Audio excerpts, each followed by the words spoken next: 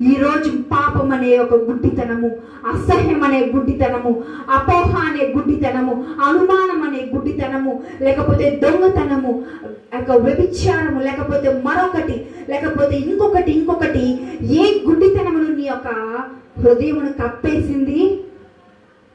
బర్తిమయ్యకి భౌతిక నేత్రముల గుడ్డితనము కప్పేసింది. ఈ రోజు నీకు ఏ గుడ్డితనము కప్పేసింది? నా ప్రియ సహోదరి సహోదరుడా, నీ హృదయమునకు ఎటువంటి చెడు ఒక క్రియలు పట్టేసింది, ఏ ఒక చెడ పట్టేసింది నీ హృదయానికి? విడిపించుకో.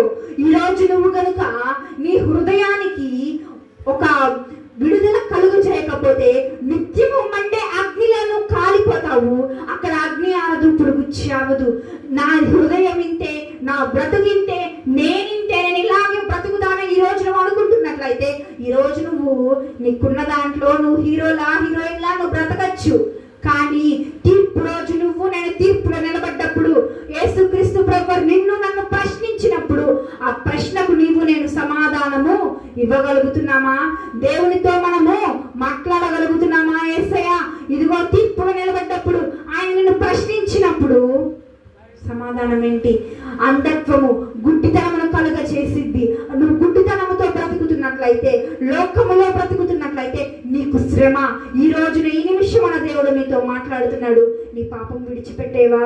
నా దగ్గరికి రా అమ్మా, నేను ఎంతో ప్రేమిస్తున్నా, నేను నిన్నెంత ప్రేమిస్తున్నానంటే నారా చేయి చూడు, నీ కొరకు మేకులు కొట్టేసుకున్నా, నా చర్మాన్ని, నా ఒక శరీరాన్ని చూడమ్మా, నీ కొరకు నలగొట్టేసుకున్నానని పిలుస్తున్నాడండి.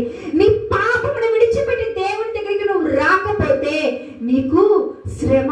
నువ్వు ఎంతకాలం అని చెప్పి పాపంలో బ్రతుకుతావు?